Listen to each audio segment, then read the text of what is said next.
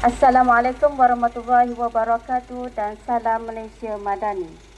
Tuan-tuan dan puan-puan adalah dinasihatkan untuk sentiasa berwaspada ketika menerima tawaran pekerjaan di luar negara daripada media sosial yang menjanjikan gaji lumayan dan tidak realistik. Semak tawaran tersebut dengan pihak berkuasa di Malaysia seperti Jabatan Tenaga Manusia.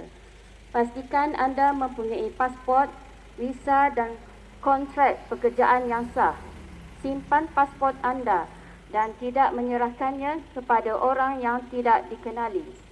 Daftar keberadaan anda dengan perwakilan Malaysia di luar negeri di https://econsular.kln.gov.my.